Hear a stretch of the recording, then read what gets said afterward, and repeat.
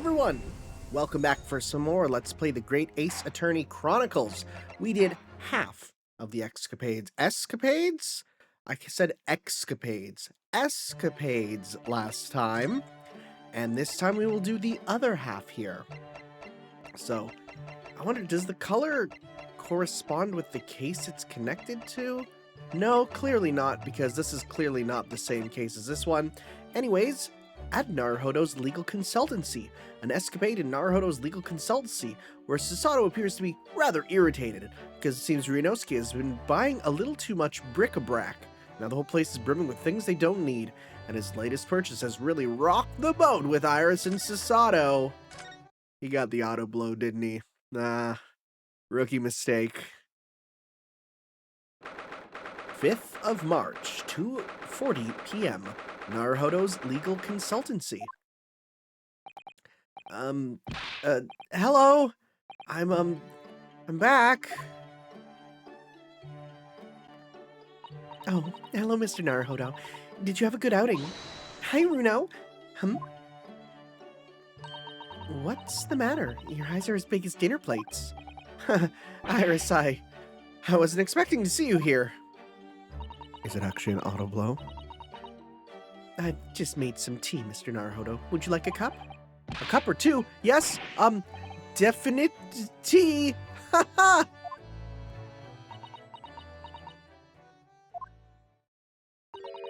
Alright, Runo, what's going on? You're acting extremely strangely. What? Me? No, not at all. I'm as normal can be. Normality itself, see?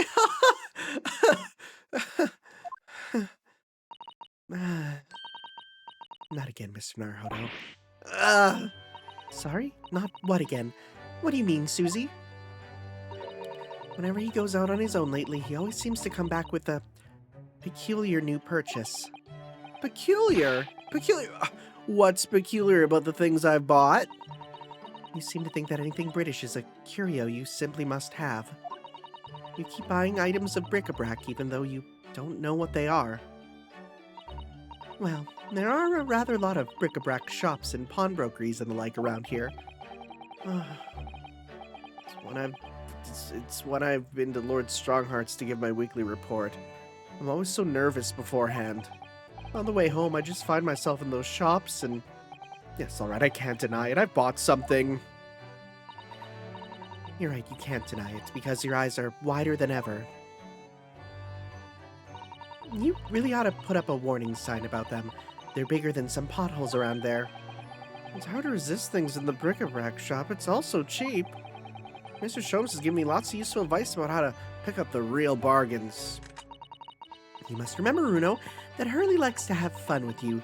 Take his advice with a big pinch of salt. Well, that's true. The thing he told me was a pot stand. It wasn't a pot stand at all. But I never have guessed it was a collapsible top hat. No, and I'd have never guessed that you could fill up this once empty room so quickly. Honestly, it's overflowing with things we don't need now. I mean, look at those scales. Not once have you weighed something on them. I know, but ever since I first started the defense's bench in court, I don't know why, but I've just really wanted my own little set of scales. And let's see it then, Mr. Naruhodo. What have you come home with today? Oh, well, it's one of these. What is it? It looks all dry and shriveled up in a ball. Really, Mr. Naruhodo, what is it? It's a sea anemone. An anemone? Yes, I mean, I know it doesn't look like it at the moment. It's all shriveled up, like you said. Aren't sea anemones living creatures? The ones that dance about on the seabed? Yes, exactly, the ones that dance about on the seabed! Oh, they sell sea anemones in bric-a-brac shops here in Britain. I don't know whether they normally do or not, but I do know that I bought one today. But why, Runo? Well, yes, for the aquarium, of course. Aquarium? I don't know that word. Well, according to the shopkeeper, keeping sea creatures in tanks was hugely popular here in London before. Oh, yes. Some people have some beautiful fish in seawater tanks, it's true.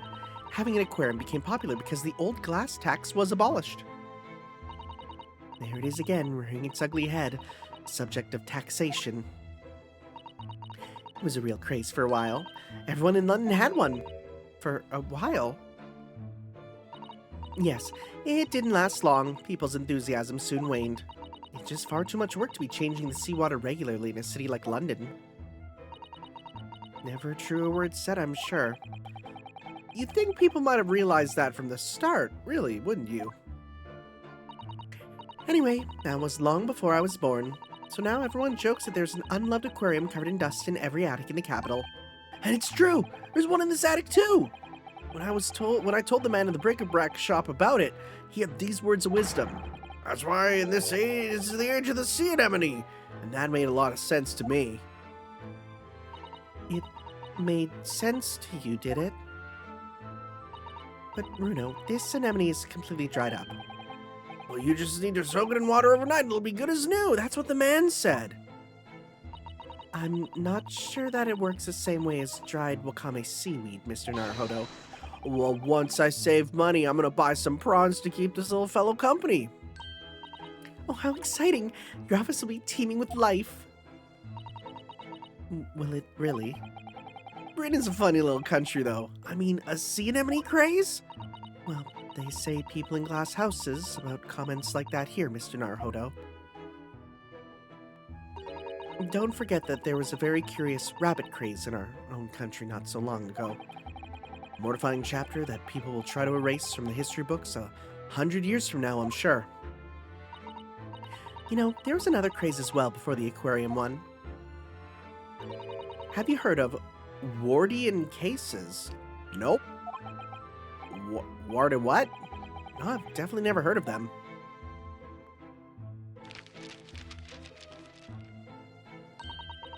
They were little glazed cases for growing plants indoors, I believe. Oh, I see, for plant lovers to raise their favorite tropical plants. That's right, like different types of ferns. Ferns? I prefer Frenwren. Do you mean those rather dull plants with lots of fronds for leaves? They're not dull at all. Ferns are lovely plants. I think people wanted to recreate the exotic foliage of the tropics in their own homes. They grew ferns? I mean, ferns, sea anemones, Londoners certainly have a knack for the obscure. Well, thinking about it, my grandfather loved the moss on his bonsai. He looked after it better than the trees. It seems like the more obscure something is, the more it interests people. Maybe. Anyway, the Wardian case craze didn't last very long. Now most of those little glass cases are just gathering dust, I think. But haven't I seen one in your room, Iris? Oh, very observant of you, Susie. Yes, that's right. Mine's certainly not gathering dust. I grow tropical herbs in it. Well, Mr. Naruhodo, I really must ask you to stop all this frivolous buying of strange things. Yes, all right. Sorry. It's just that, well, think about Mr. Sholmes's room. He has all sorts of peculiar trinkets lying around. Oh, well, yes, that's true. And they seem to be growing in number. Recently, I've noted a blowpipe, a few beryl crystals set in a twisted piece of gold, a gold-rimmed pince-nez. I spotted a small gramophone record in there the other day, so I slipped it onto the gramophone. It was just a whispering voice saying, Norbury, and nothing more. These are probably references to real cases of Sherlock Holmes, of which I've read none. What could it possibly be about? Those are all mementos of cases that Hurley solved over the years. Exactly! That's what I want to create in here, just that sort of atmosphere. A room full of meaningful trinkets, each with their own unique history, you mean? Yeah, like that. I knew you'd understand, Mrs. Sato. But, Mr. Naruhodo, none of the things you've brought for the room have any connection with any of our cases. Oh, don't they? Well, For example, take that splendid but rather weather-beaten top hat. That wasn't used as evidence in any of the cases we've worked on, was it? Oh, so you have 2 top hats if you count the collapsible one as well? No, the collapsible one is a pot stand, as far as I'm concerned, anyway. But the other day, when we were in court, they were everywhere, weren't they? Top hats, I mean. Well, here in Britain, of course, they're the mark of a true gentleman, so that's hardly surprising. If a man isn't wearing a top hat when he ventures outdoors, he'll be looked down upon. That's strange. Guess it's not too weird. Gosh, it has very strict rules, doesn't it? The English Gentleman's Code. I've been wondering how I'd look in a top hat recently. After all, my university uniform is black as well, so I think it'd be very in keeping. Oh, what a good idea. Go on then, Rudo, try it on. Do we get to see it? Do we get to see it? Oh, they hate it. Oh, they hate it. Oh, they're laughing at me. No, the girls are laughing at me. It's just like high school again. The lesson here, I suppose, is that the juxtaposition of student and gentleman is just so strange and wrong. Well, I'd rather it didn't suit me anyway. I mean, these hats are ridiculous. I'd be willing to bet every foreigner who sees one of these for the first time thinks exactly the same thing. Why is that man wearing a chimney on his head? People in glass houses, remember, Runo?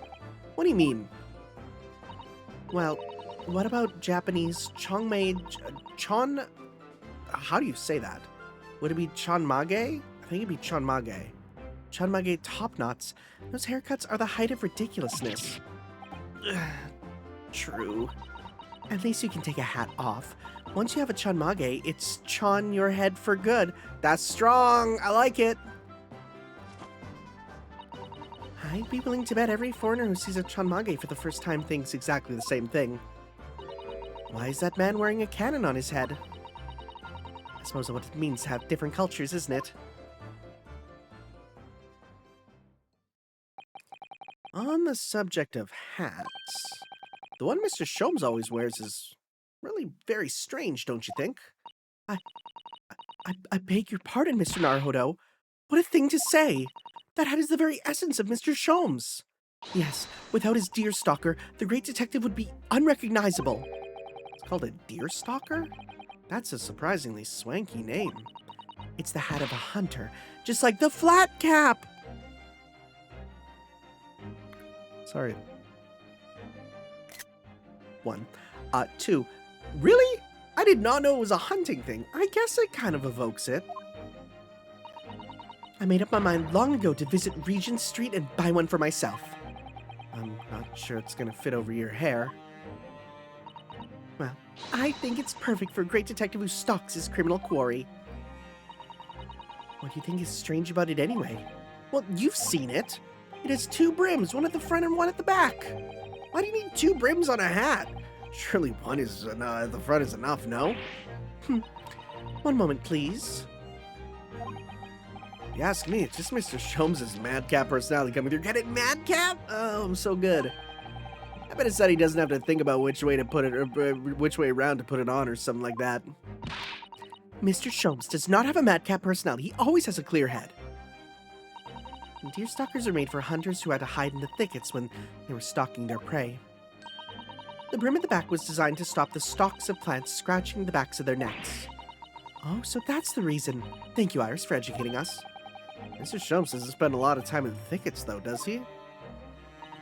Well, no, that's true. I'm telling you, it's just his impetuous personality. Well, that's my theory, and I'm sticking to it firmly. Huh. Here you all are. Oh, good afternoon, Mr. Sholmes. I've not long since made tea, Mr. Sholmes. Would you like a cup? I see I've come at a good time, Mr. Sato. Thank you. Now I have something I should like you all to see. I've designed myself a brand new great detective's hat. What the? There's a brim at the front and at the back and at both sides. Yes, I was gonna say 4 brims in total. Your observation is quite correct, my dear madam. I'm a busy man, you see. But with this hat, whatever way I put it on, I shall always have it pointing the correct way. Oh, My previous hat I could, in an impetuous moment, wear it erroneously with the brims on either side. That's impressively clumsy, I would say. And I must regretfully say, I think your madcap theory was correct after all. But really, Mr. Sholmes, with brims on all four sides like that, wouldn't it just be better to wear a top hat instead? Oh yes, then however you put it on, you'd have the brim all around. What? So true, so true. How could I have been so blinkered to this fact until now? Well, fortunately, I happen to have two top hats here. If you just lift the pot off of it, you're welcome to try one. Indeed I shall, my good fellow. Much obliged.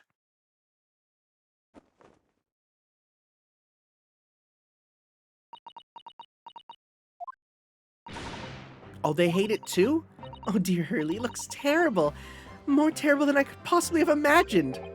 Oh, that's not good. Maybe it's because of your long face. Paired with the tall hat, it just doesn't work. I think it's very nice, Mr. Sholmes. Even if it will have the whole world in fits of laughter. Ah, I should never have meddled with it. Give me my deer stalker forevermore. And give me my regulation university hat forevermore. There's still hope that you'll graduate one day, Mr. Naruhodo. Don't give up. Yo, Flat Cap mentioned we in there. And that's that. Yeah, they're about 15 minutes each, right? Roughly. Give or take. As soon as it loads. In Mr. Natsume's room. So, I'm guessing we're back with Mr. Natsume here. In this escapade in Mr. Natsume's room, it's revealed that the Japanese scholar was once a teacher of English. He has much to say on the cultural differences between Japan and Britain, as well as on sentimentality, Shakespeare, and cycling. Oh, let's go with Shakespeare. I love Shakespeare. I'm teaching Hamlet right now, and Hamlet is so good. 23rd of February, 6:09 p.m. Mr. Natsume's room. So, Mr. Natsume, are you really returning home to Japan? Yes, indeed I am. Everything is arranged already. We'll be sad to see you go. And after Runa worked so hard to prove your innocence as well. What a shame. It feels like it was all a wasted effort. Don't say that! I know what you're suggesting. Now, calm down, Mr. Natsume. It's all fine, really. You're in good company here, sir. If you fear the Reaper, you needn't hide the fact. I am a proud citizen of the Empire of Japan. I'm not a scaredy cat. Talking to cats, Mr. Sholmes just casually threw one among the pigeons there. Don't throw cats! A man like me belongs in Japan, not here. That's what I've come to realize. I wonder. A mustache such as yours is eminently suited to London, I would say. There goes Mr. Sholmes throwing another cat in. Oh, as in like a catty remark. Okay, I see. The moment I arrived in the city, I noticed. Everyone in London laughs at me behind my back, like hyenas. Hysterical hyenas, ha-haing horribly. I'm sure that's not true, Mr. Natsume. Oh, but it is. Whenever I turn around and peer down the fog-filled streets, all I see is foreigners everywhere. Well, there's you, Runo, and Susie in here, so that's 3 foreigners out of 5 people. I take your point. Only the other day, I was taking a stroll through the fog as usual when a young man approached me from ahead. He was pale and gaunt, his back arched like a cat. Observing his wretchedness moved me so deeply. Ah, I thought to myself, I'm not the only one suffering in this hell. But, do you know what? Can you imagine? It was just my own reflection in a shop window. A stunning, stinging, stupefying surprise! Don't forget slap in the face. Everyone started laughing at me. Gentlemen thereabouts, ladies passing by. Even by the man in the shop window. Ah, yes. And a certain great detective would like to be included among the mirthful. Ugh! Mr. Sholmes is really going for Sasaki-san today. Well, I for one think you're a very handsome man, Mr. Natsume. There, did you hear that? This 10-year-old girl thinks you're handsome. Isn't that wonderful? That makes me feel suspiciously warm inside. He looks genuinely delighted. The point is, we Japanese are humble and modest. Studying on foreign soil surrounded by foreign people, how could anyone possibly enjoy that? No one could, it's impossible. If you're a genuine Japanese. If you say so. Actually, it would appear that there is someone. A Japanese man who studied in a foreign country and seems to have thrived on the experience. There is. Don't mind my pose. Okay, who are we talking about? Mr. Ogai Mori. I believe he studied in Germany. Mr. Mori. Pray tell us more of the fellow. Well, today, he's a very successful author in Japan. Oh, I've heard of him. He's the professor who wrote My Hime, isn't he? My Hime? I suppose in English the title would be Dancing Queen, maybe. Yeah. Oh, I see. A tale of a woman who waltzed her way through the world, perhaps? You really need to make up a silly translation. Oh my god. Okay, holy crap. I actually, like, my hands started to sweat at the thought of the game calling out localization. I was actually started to really worry. You needn't make up a silly translation, no. It's officially called The Dancing Girl in English. It seems Mr. Mori greatly enjoyed his time in Germany. He became close with the local lady while he was there. Close, you say, with a local lady? A compatriot's criminally contradictory conduct? Well, I suppose your experience of studying abroad depends to a large extent of your character. As they say, many men, many minds. Mr. Mori has an open mind. Mr. Natsume, a closed one. Possibly a slightly black and white view, do you think, Mr. Sholmes? Well, anyway. If that's how you feel about being abroad, then why did you choose to study here? Wasn't it to further our nation's understanding of the English language or something? Yes, that's right.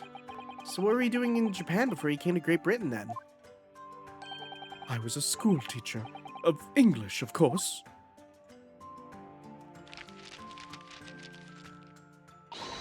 A bit cursory, perhaps, but I've managed to discover information about Mr. Natsume's teaching days. You just have Wikipedia. That book's just Wikipedia. Yep, you just have a Wikipedia. That's just a little outside the field of law, isn't it, Miss Sasato? Well, let me pose you a question, Mr. Naruhodo. If you had to translate the English phrase, I love you, into Japanese, what would it become? It's aishiteru, right? It's aishiteru. That's easy, yeah. Aishiteru or suki desu. Wrong. According to Mr. Natsume's teachings, at least. What? Would you like to explain, Mr. Natsume? Yes, of course. Your research was very thorough. I always used to tell my students that we Japanese don't express ourselves that way. Rather, we might say, Suki ga kirei desu ne. The moon is beautiful, isn't it? I've heard of this. They don't say it, I love you. They say the moon is beautiful. My dear Mr. Natsume, I must interject. Suki ga kirei desu ne would translate as, the moon is beautiful, isn't it? I know that! I can't believe they're... I really like how we have a chapter talking about, like, translation and localization. Like, it's what it is. It's a small amount, but, like, it's what they're talking about. Because, yeah, the phrase, like, I love you, that's easy to translate. But there's more meaning behind it, right? And there's cultural things with, like, yeah, Japanese people, they don't directly say stuff, right? You need to work with the language. It's so important, and it's something that so many people are just like, just translate it, and then it's like you miss out on so much nuance. Localization is such an amazing art form. if you are interested in localization and really want to get, like, not as a career, but like if you're curious about it, I highly recommend Clyde Mandolin. I think that's his name. Clyde Tomato. That's his online name. He has a website called Legends of Localization. He's released books about localization. Zelda 1, Earthbound, Undertale is coming out. Amazing books about every line in a certain game being translated and how it's translated. And it is amazingly detailed about cultural aspects and the small things you wouldn't think about. And there's so much online discourse about authentic translations that people don't understand that there is no such thing as an authentic translation. It is always wrong in some way. And the key is finding the best one you can use, right? So I really recommend that. There's so much I could talk about with localization. I'd love to work in it. I just don't know enough of a second language to work on it, right? But I'd love to proofread it for sure. Anyways, the point is that we Japanese are reticent when it comes to expressing our emotions. We prefer to show our feelings of adoration, our suki, by appreciating the beauty of the moon, the tsuki. Ah, using the tsuki to express suki. It's an amusing play on words, I see. No, or in a language you might understand better, bad shoms. It's not a play on words, it's subtle, it's humble, it's fleeting and beautiful, it's art. Isn't it just being shy? Huh. My dear fellow, the foreign dancing girl will forever be out of your reach with such an attitude. Imagine how the great Mr. Mori would act. He would win the lady's heart in a flash with a well-placed and unrestrained, "I love you." That smooth Mr. Mori. Am I destined to live in his shadow forever? So what sort of man is he in that imagination of yours? A Giga Chad. The fact is, I just can't settle in this foggy London town with all its foreign inhabitants. I've lost count of the number of different lodgings I tried before I found myself here. As it happens, I even lived on Baker Street at one time. No, really? A Sow scholar lives there now, a man by the name of William James Craig. Sow? Am I stupid? What does sow mean? William James Craig. Who is this? I'm gonna Google him. William James Craig. Okay, but what does it mean, a sow?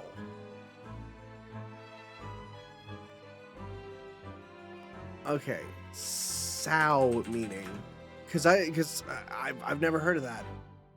Senior authorizing position.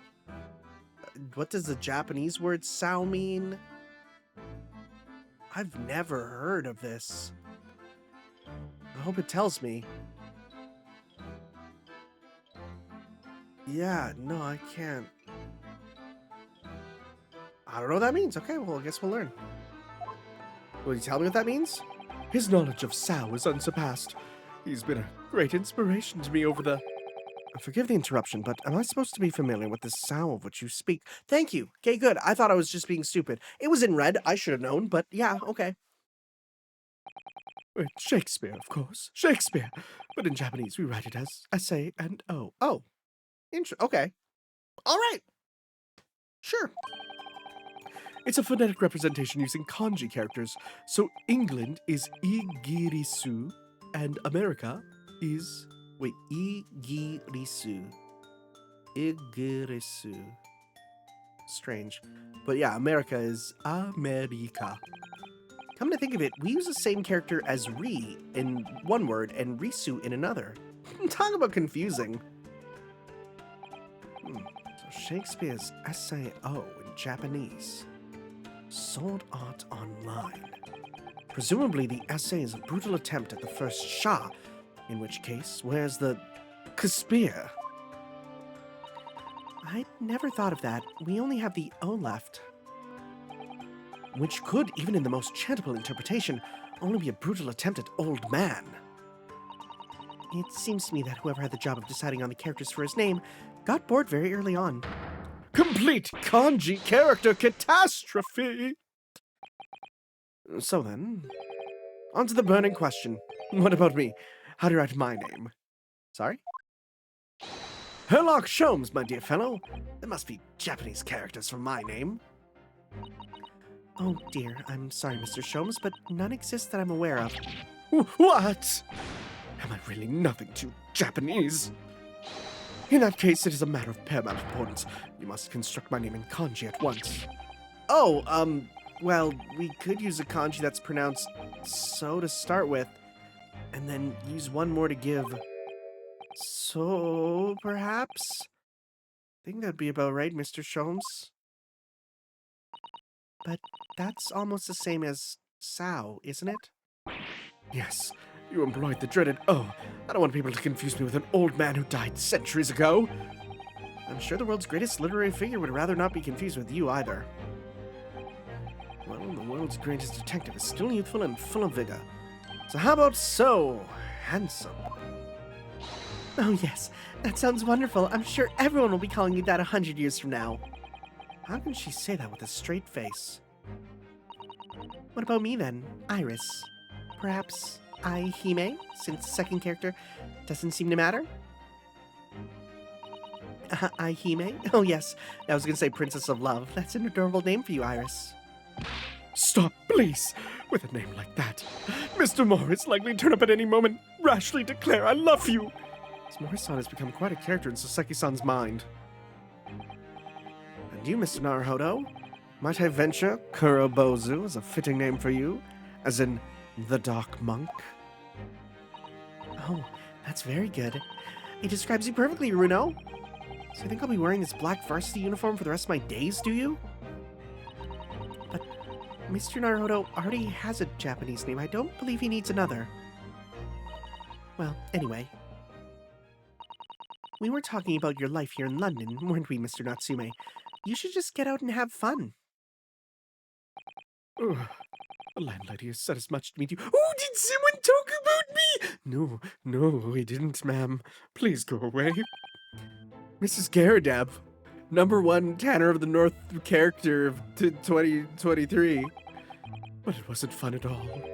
It was frightful. Whatever do you mean? A cycle incident. An incident? On a bicycle? Oh, yes, come to think of it. Oh, right, we never really did learn about that. There's an old bicycle parked just outside, isn't there? It's in a sorry state, though.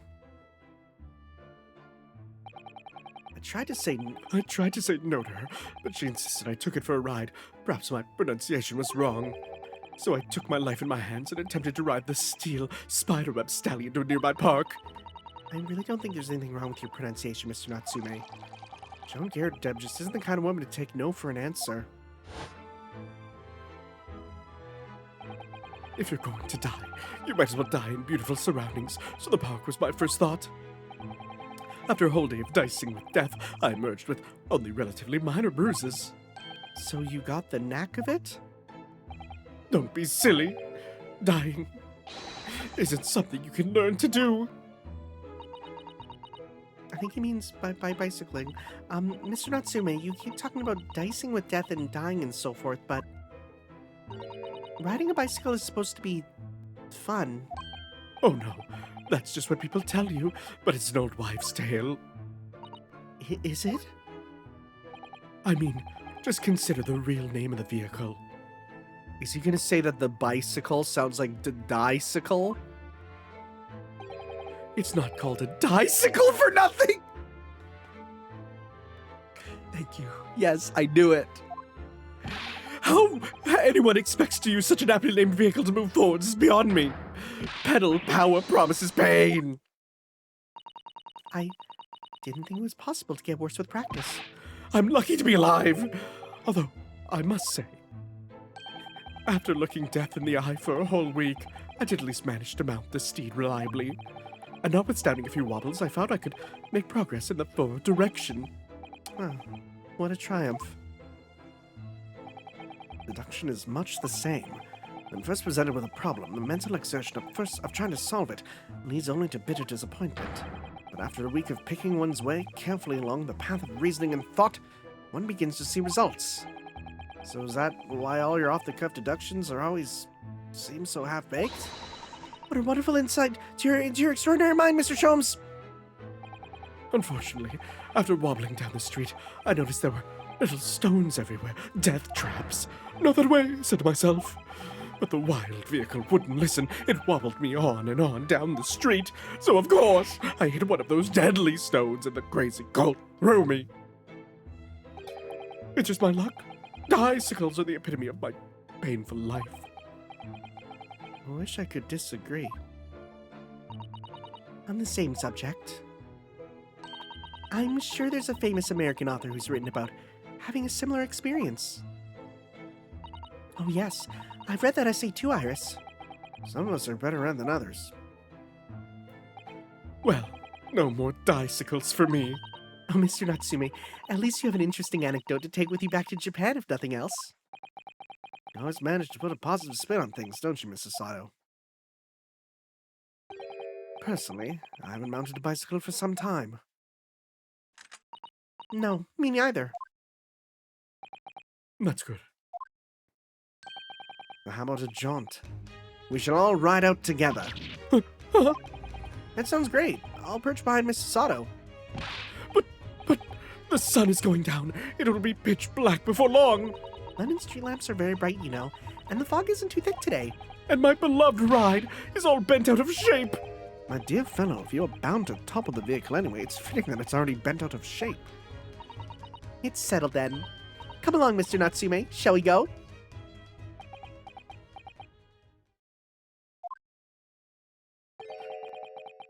Tsuki ga kirei desu ne. Don't tell me that's his translation of no thank you as well.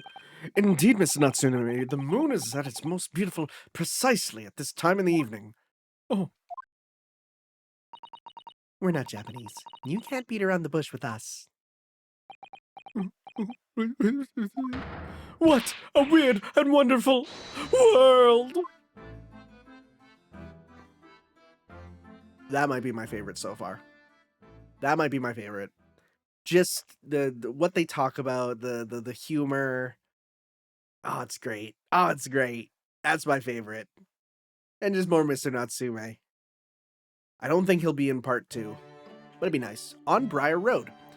Oh no, we got Rolly and Pat beat. I forget what voices I gave them. Oh no. Chilly escapade about a shilling's escape from the clutches of Rolly and Pat Beat, who'd, because it's Pat Roll, right? Yeah, Patrol Beat, who'd only just found it on the street. Genie the pickpocket is the obvious suspect, but Ryunosuke, Sholmes, and Iris happen to be passing. The plot quickly thickens. All right. What do we got? 30th of April, 12:20 p.m., Briar Road.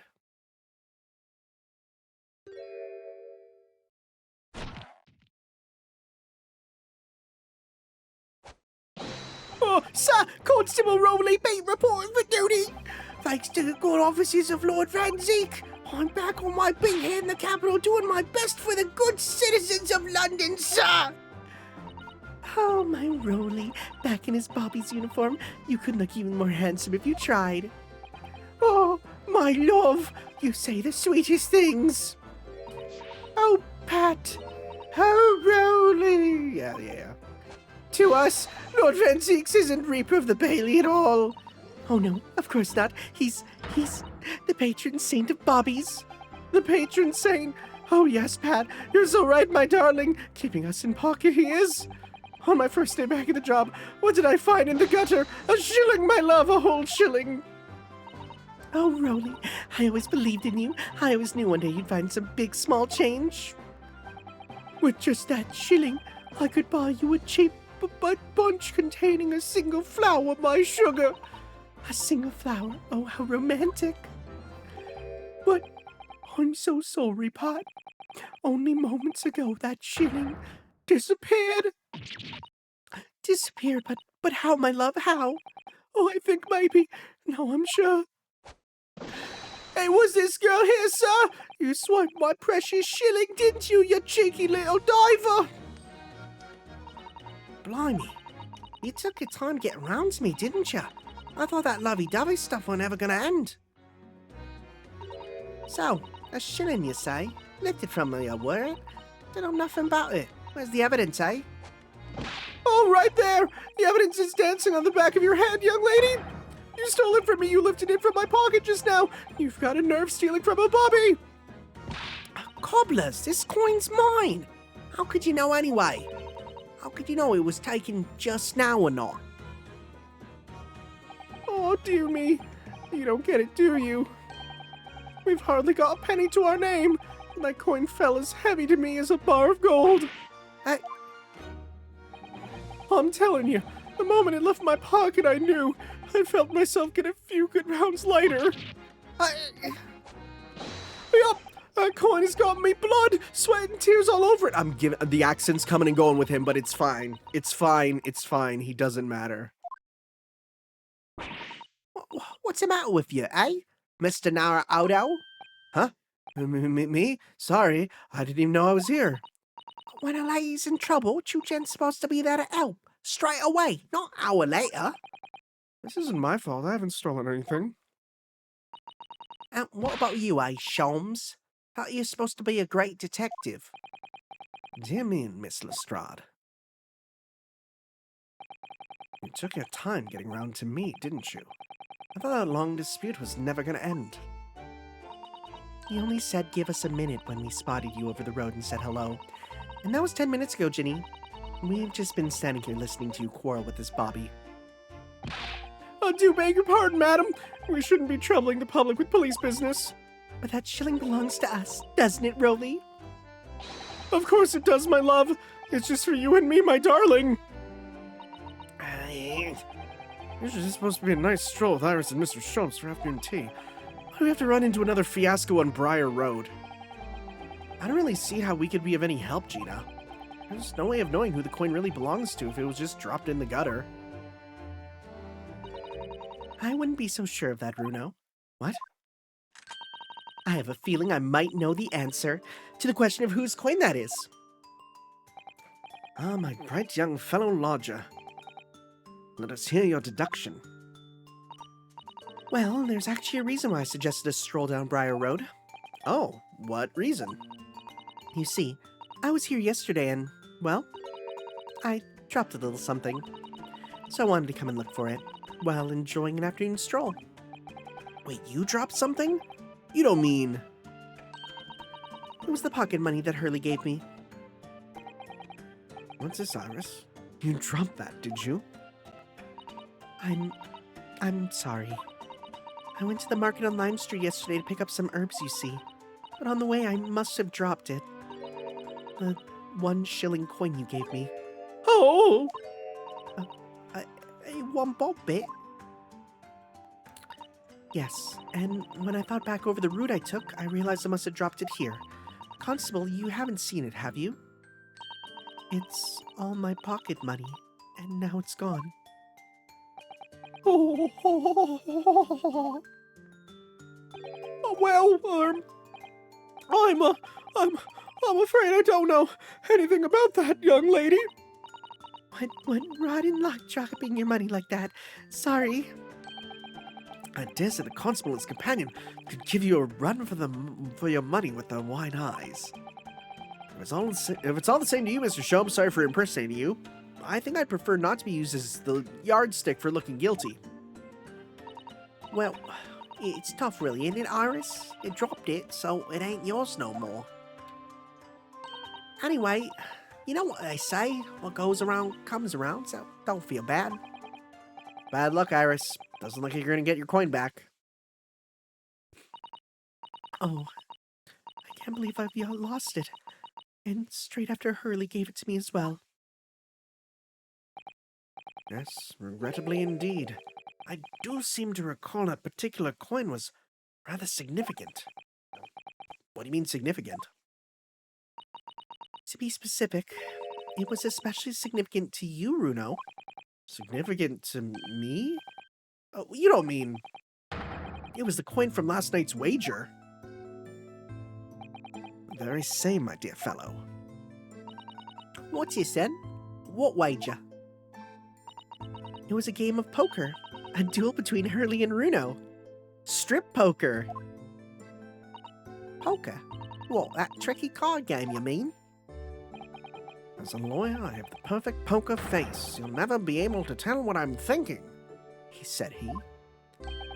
But depriving Mr. Naruhodo of his entire fortune was even easier than finding that missing thoroughbred. It was so infuriating. Reliving it now still makes me grit my teeth. Sorry, Iris, I had every intention of paying you back the money I owe you, but you'll have to wait, I'm afraid. Yes, I know. Don't worry, next month is fine. Let me guess, Odo. Yeah, old fortune.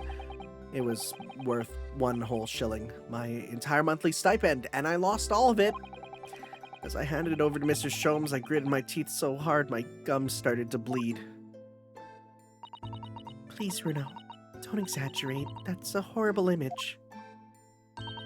What about a lawyer who borrows money from a 10-year-old girl? Now that's a horrible image. Why do I feel like my reputation with this couple has just fallen through the floor? There are a few things more invigorating than taking a man for all he's worth. Don't be so pleased with yourself, Hurley. It's not as if Runo ever had a chance of winning. Wait, what? What do you mean by that? Well, using that special ink I developed, anyone could... Thank you, Iris, that will do. I'm sure this conversation is proving very dull for everyone. What's done is done. The game is over now. There's no point crying over spilt milk. Special ink, you say? Well, sir, that sounds like a sort of risky business that's right up my alley. Oh, Rowley, I love your dauntless spirit. You laugh in the face of danger. Come on, then, Iris, spill it. What's this special ink about, eh? Well, it's what's sometimes called invisible ink. All you have to do is write the suit and number on the reverse side of every card. And with the aid of some special glasses, the whole game is laid bare to you. Wait, you were wearing glasses last night, weren't you, Mr. Sholmes? Please be silly glasses. Oh, well, there's regular ones. He says something along the lines of, my eyesight appears to have significantly worsened. And the moment you failed to question that as odd was the moment I knew I had won the game. You cheater. Mind games, was it? Trying to throw me off with your eccentric ways? So you're telling me Sholmes could see every card what Odo had? What? But that's not mind games, it's just blatant cheating. My dear fellow, what an accusation. Would you honestly consider me a cheat? Please, I prefer trickster. Whatever you call it, the game doesn't count now. Understand, Mr. Sholmes? Dear me. Well, out of respect for the bad grace with which you take defeat, allow me to return your shilling. Did you hear that, Gina? So give it here. Leave me out of this. This is 1 bob bit for mine from the start. No question. No, sir. That there was 1 bob bit that was lifted from this here Bobby's pocket only a few minutes ago. So you keep saying. Come on then, where's the evidence?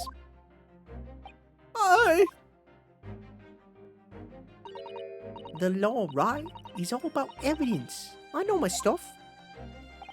You see, Mr. Naruhodo, use a trite excuse in court and others will parrot it. Only whenever I do say that in court, it isn't as a trite excuse, you know. As I said, sir, the coin has got my blood, sweat, and tears all over it. That's right, it has. Rowley's blood, sweat, and tears are the evidence. Blood, you say? In that case, it's time for this. Do you think... Well, if there's any trace of blood on that coin, we'll soon know about it. All right, Ginny, hold very still. Whoa! Oh!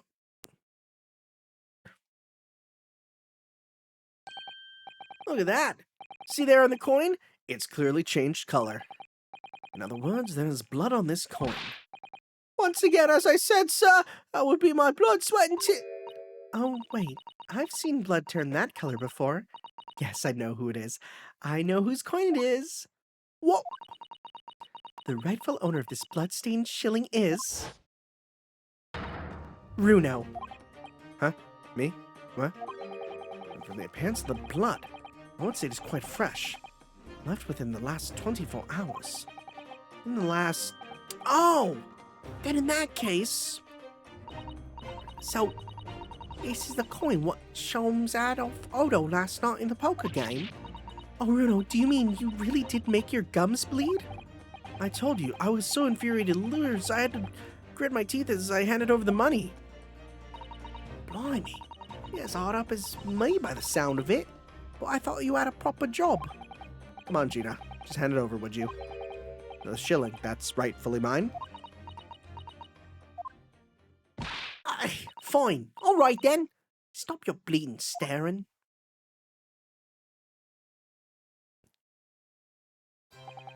I finally have it back. It's like a dream come true. I'm gonna buy more sea enemies with it. I nearly had that one in the bag, you know. That's wonderful news, Runo. I'm so happy for you. Now then, as you promised... I'd like my money back, please. The shilling I lent you before. Ugh. You did say that you'd pay it back out of this month's pocket money, didn't you? Oh, yes. Well then, I suppose. My dear fellow, do be kind to your gums. Looks like the shilling was always destined to be taken from you, sir. For some reason, the phrase serves you right is floating around in my head. So, Iris, as promised, here is the shilling I owe you. Oh, you're repaying me already? Well, thank you. Next month would have been fine, though. What's it all about anyway? What you lending Odo money for? Ah, yes, well, actually, it's because I went to the Lime Street Market yesterday to buy herbs. For Runo. Herbs? For Odo? Yes, the tea Mr. Sato left behind is top-quality Gyokuro tea, but it's just so bitter. So when Iris suggested mixing it with some herbs to make it more palatable, I asked her to buy me some. That's right. We made a special Japanese herbal tea with the leftover Gyokuro. I'm gonna call it Susie's Special Blend.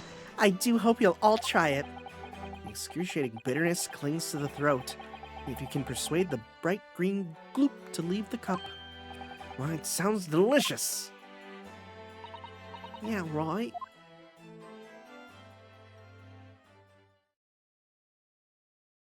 Oh no, we're still going, okay. Well, it would appear that Shilling's brief adventures are now at an end. Adventures? You must agree, my dear fellow, that the coin has made a considerable journey since last night.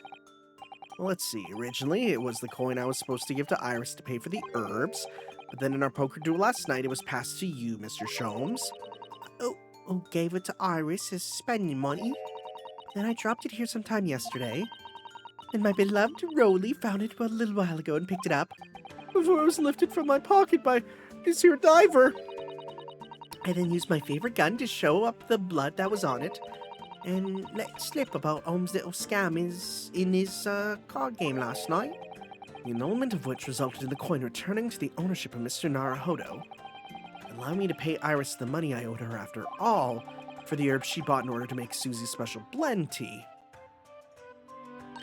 And now, after all that, the coin is resting safely in my pocket. Why are we ellipsizing? What's going on? Yeah, well, you're right. That was an adventure. But what are we supposed to take away from it, eh? That this 1 shilling coin belongs to Iris and Iris alone, I think. I cannot fault your observation, Mr. Naruhodo. Well, you know what they say. What goes around comes around. Why do I get the feeling that Iris knew it was coming around to her from the very beginning? Priceless, as they say. Well then, my dear fellow, how about this evening we indulge in some bitter tea and a bitter rematch? I'll even allow you to stake the coming month's spending money in advance. I fold. Yeah, don't Don't bet your living money on a game of chance. And no matter what people say, where they're like, oh, poker. No, poker's a game of skill. It's not. It's not. I'm sorry. Poker's a game of chance. There's skill involved. But if you're never given a good hand and your opponent is just given a better hand, there is no way to win. Like, think about the first hand of the game. You have a crap hand, they have a winning hand. There's no skill involved. You just lose. Anyways, the last one, in the Bailey. This escapade takes place in the Old Bailey courtroom. The defendant is none other than Sholmes himself, and the charge is a most mysterious murder. Is this a full trial? Ryunosuke naturally advocates for the defense against the unflappable Reaper, Lord Van Zinks, but Sholmes' testimony calls the true culprit of the crime into question. Okay, let's do it. The last one. Date unknown. The Old Bailey courtroom.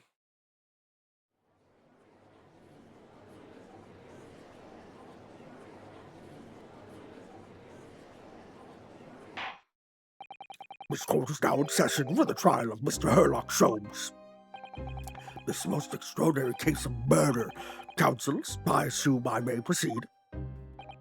Yes, my lord. The defense is ready. At your discretion, my lord. Very well. I hereby call on the prosecution to introduce the case. The incident in question took place 2 days ago, late at night, when the ground was blanketed with snow. The location of the incident was the residence of the accused, Mr. Herlock Sholmes. Indeed. The now famous address of number 221B Baker Street, was it? The address may have enjoyed fame once, my lord, but it will henceforth endure infamy for this grim crime. Yes, sir. Well put. The victim, a certain Madame Rosie, was found asphyxiated on the accused's sofa. My word. Objection! But it's unclear as to whether the victim was actually killed in the defendant's suite or not. After all, when Mr. Sholmes left the room for only a brief moment, Madame Rosie somehow vanished herself out of his room completely. Vanished herself, counsel? The victim? Quite true, my lord.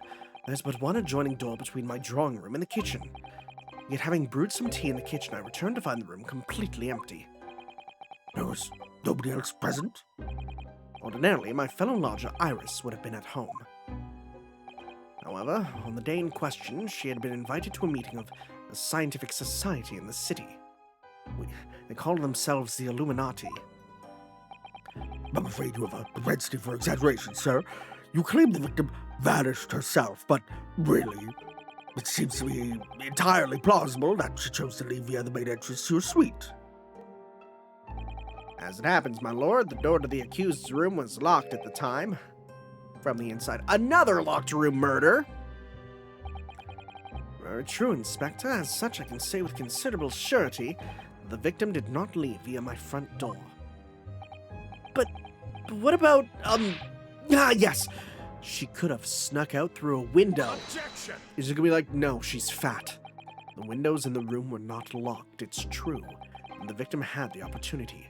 However, there was snow all around the building outside, and not a patch of it had been disturbed.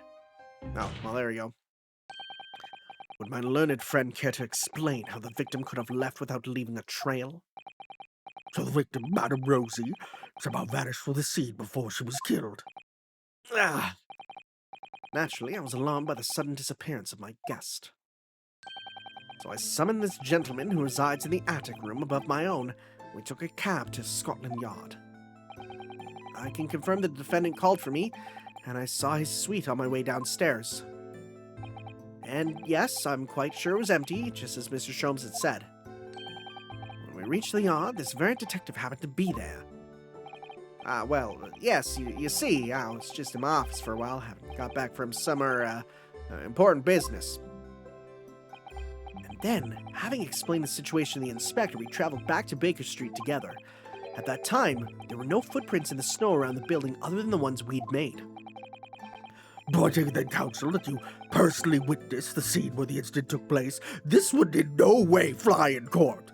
There is no way, but it's fine. We're a silly world with silly rules. No, my lord. I went straight up to my bed in my own room in the attic. Inspector Gregson, however, was met with a most blood-curdling sight. On Mr. Sholmes's sofa, the vanished Madame Rosie, motionless. The victim was already dead when you discovered her, Inspector. No, my lord, not dead, but not far off from it. She mustered all her remaining strength to say these dying words. That rotter, Sholmes, will be the death of me. Ah, yes, I overheard that remark at the time, too, delivered in a rasping voice, full of malice. No! Those words indeed proved to be her last. The victim expired moments later, there on the sofa. The cause of death was identified as damage to the respiratory tract as a result of strangulation.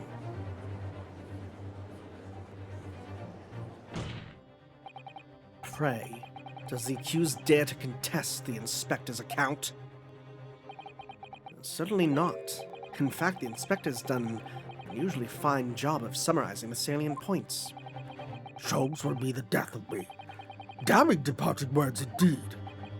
In her final moments, the victim named her killer. You, Mr. Herlock Sholmes.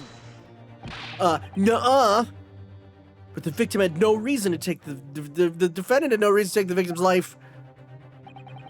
Perhaps you could tell the court, Mr. Sholmes, who exactly this Madame Rosie was. Ah, yes, of course. Did I never mention her to you? An extended invitation to her that evening, though she is loquacious in the extreme. The most trivial of matters quickly becomes a quarrel. I was only too pleased to leave her presence to make tea. Great.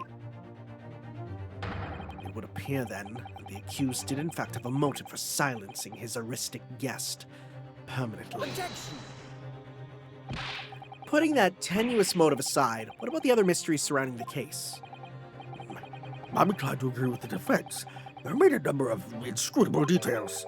The victim's alleged disappearance and subsequent reappearance, leaving no trail of footprints, for example. That's right, the crime described by the prosecution could never have happened. Yet the victim named the accused in her dying breath. It seems to me that my learned friend has overlooked a significant detail here. Nonsense! What have I overlooked? The man in the dock, the so-called great detective, all too frequently makes the following bold claim. There's no crime beyond the realms of possibility. No mystery beyond my powers of reasoning.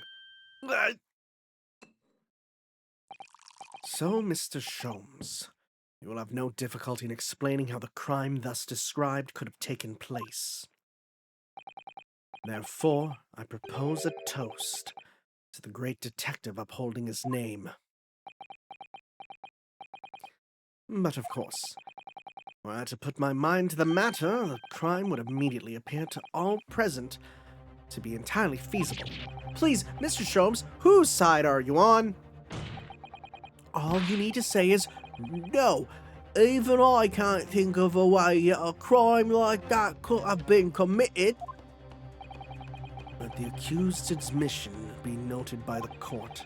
While the crime may appear impossible to us mortals of inferior mental capacity, this man alone claims to know exactly how it was done. Hold it! Now hold on, that's a very fragile argument. Thank you, counselors. I believe I've heard more than enough to proceed to my adjudication. The accused great detective did, in some inscrutable matter, willfully murder the victim, Madame Rosie. I therefore find the defendant... Oh no, I've never seen that. Let this man be taken from this courtroom and in some equally inscrutable manner be sanctioned for his crimes. Court is adjourned. Dang, I picked all the wrong choices. Hello? I don't think you can do this. My lord, please. Is there just no jury system for this one? I guess. The truth about the mysteries surrounding this case are known to another besides the great detective. What's this? Upon my word, Mr. Naruto, you are coming along wonderfully. You've deduced the fundamental truth about this case, I believe. Which would be, detective? The truth to this case is known only to the true culprit obviously. Is that not so, Gregson? What? What? Well, I suppose, yes. You don't mean... Are you suggesting, Mr. Sholmes, that you have an idea as to what actually happened that night? An idea? My dear fellow. I could explain the entire incident from start to finish with not a single detail omitted. Objection! It seems a detective has failed to grasp the situation. Pray, Mr. Reaper, which of us has truly failed to grasp the situation, I wonder? Then answer me this. You claim that prior to the incident, the victim suddenly vanished without a trace from your room. If so, how exactly did Madame Rosie disappear? Why, naturally, via the window. It was ajar, after all. But that can't be. The room is a whole story above street level anyway. No prints were found in the snow. There are any number of ways one can avoid leaving tracks in the snow, surely. Such as, and don't call me Shirley, such as flying, for instance. I swear to God. A fatuous notion. And to where do you propose the victim flew, Mr. Sholmes? Is it not entirely plain? To the culprit's abode, of course. For having left my suite, that is clearly where Madame Rosie was murdered. Take a moment to consider the cruel irony, if you will. By her own volition, she flew directly to her death. Objection! Is this gonna be a freaking bird? Have we said it's been a person? Is it gonna be a bird? Did you forget, Detective? The victim's corpse was discovered on your sofa. Your own sofa. No doubt because her killer carried her back there. But what about the lack of footprints in the snow again, then? There just weren't any. Other than our own from when we returned home ourselves. If by our footprints you refer to your own and mine, you are quite right, but there were those of another. On the night in question, there was one other person who could have conveyed the victim to my sofa. What? Good gracious! Do her first, sir! A man whose somewhat unavailing presence at the scene of the crime would be questioned by no one. Unavailing? You don't mean... Indeed I do. A man who hastened to the scene directly upon learning the incident at Scotland Yard. Namely... you, Inspector Gregson. When you arrived at my address on Baker Street, you were carrying the half-dead Madame Rosie with you. You waited for a suitable opportunity and then laid the victim on my sofa. He did what? Objection! But we were with the inspector when we arrived. How could he possibly have been carrying the victim? We would have noticed. My dear fellow, most obvious answer presents itself, does it not? The inspector is rarely, if ever, without his overcoat. The victim was simply conveyed in one of its many pockets. It's gonna be a freaking bird!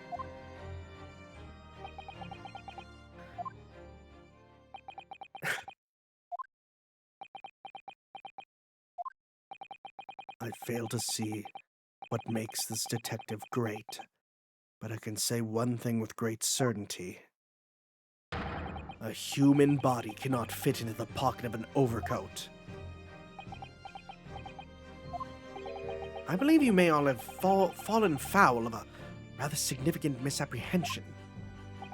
What? It's gonna be a dead bird and Wagga High was the one who did it. Yeah, that's what it's gonna be. Madame Rosie was not a human. I beg your pardon? Mr. Sholmes. Yes, Miss Narhodo. Something troubles you, perhaps? Whatever gives you that idea. Exactly what sort of creature was Madame Rosie? Is it not apparent already? A parakeet, of course. Huh? A most self-conceited specimen, in fact. A parakeet? She was an incessant talker, I must say. Her manner was quite intolerable at times. Wont to turn every conversation to a quarrel. I thought to strangle the creature on more than one occasion. You had a quarrel with a parakeet? But of course, why else would she have chosen to fly from my window so uncordially that evening? To the abode of the inspector here beside me, no less. To Inspector Gregson's abode, but why? Because that was the parakeet's home, naturally. What are you... The inspector was called away from town for some days, so it was arranged that I would look after the bird. But it would appear that she was overcome with a sudden yearning for her keeper, thus prompting her flight from my comfortable suite to the inspector's office at Scotland Yard. Well, Gregson, I believe it's high time you explained. Give us your account of what happened that night, sparing no details, of course. Inspector Gregson? It was an accident. I got back from being away that evening, you see. I just walked through the door of my office. I never imagined Madame Rosie would be on her way back to the yard as well.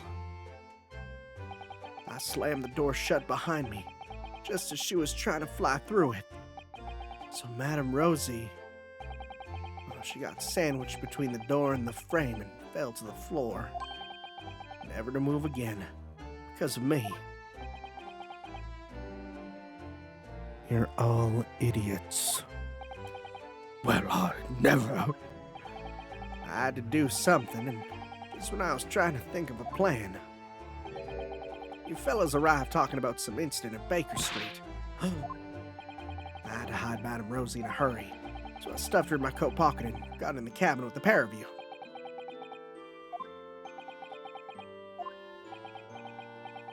So we were gonna... You gave him the guilty verdict without even us talking about the fact it was a freaking bird? What could possibly have motivated you to behave in such a manner, Inspector? Lord Strongheart, sir. What? Lord Strongheart? Please tell me I didn't hear that right. It was Lord Chief Justice who asked me to look after the bird in the first place. She'd been living with the pigeons at the Supreme Court until then. But apparently the other birds had started to pick on her, so you killed her! So the past 6 months or so, I've been caring for her in my office at the yard. I see. If anything happened to that bird, just imagine. No pay, and no time off for the rest of my career. You mark my words, that's what's gonna happen. That's why. Well... But the victim's dying words, Inspector. The court heard earlier that Madame Rosie spoke the name of her assailant on her deathbed. Oh, it's because it repeats what he says all the time. That Roger Sholmes will be the death of me. Indeed she did. Quite uncalled for, wouldn't you agree? But those words are your true feelings, are they not, Inspector? Clearly you speak of me often at your office in the yard, in this disparaging manner. A manner that the married parakeet took much delight in mimicking. Well, come on, I mean, have you read this month's edition of Rants magazine, eh? I'm sorry. This is all absolutely true? I thought we were talking about a person. Whoa. I nearly sent you to jail for life for killing a bird. Oh my god, you're just standing here. Something wrong, Lord Van Zeeks? No. Nothing. I almost drifted off for a moment there. It's hard not to drift off when you've been kept waiting 3 hours already. I wonder if we'll manage to meet with Lord Strongheart at all today. We may have to deliver the report on the Windybank case that he asked for another day. Tell me, Inspector, what became of that bird? Madame Rosie, you mean? She had a narrow escape, but well, she's still alive. I delivered her back here not long ago, actually, on Lord Strongheart's orders. He's hoping the pigeons will accept her now. It was something of a shock to hear that she'd been crushed in the doorway of your office. Especially as you were under the misapprehension that Madame Rosie... We were all under the misapprehension that Madame Rosie was a person. Oh, I thought we went to sleep. Uh, Sorry about that. It was Lord Strongheart's demand that... Good, you're here. You're the one who's late. I apologize for my tardiness. I'm exactly 3 hours, 24 minutes, and 57 seconds late. Ah, no, my lord, no, please don't trouble yourself. Nothing gives us greater pleasure than standing here doing nothing for hours on end. Heartening. So let's hear it then. Your report.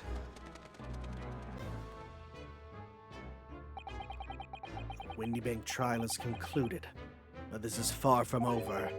It seems that dark Far Eastern lawyer and I have some shared destiny. We will meet again. Of that I have no doubt. Oh, did you see that, Lord Van Seeks, did you?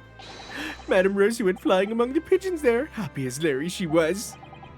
Really, Inspector? You must be relieved. I didn't see if she was actually up there. I didn't even notice.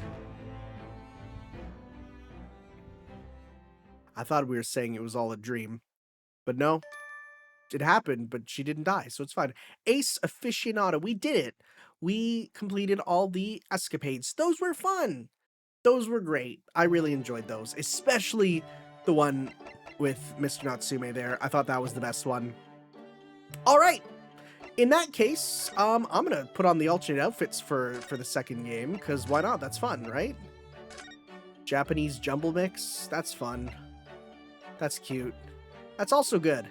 That's fun. I like it. All right, guys. We will be moving on to Great Ace Attorney 2 Resolve next time, guys. Right? Select adventure. Wait, no, yeah, we're on Resolve. All right, we'll be moving on to Resolve next time. I'm excited. We will see then for that, for some more Let's Play the Great Ace Attorney 2. We'll see you then. Ciao.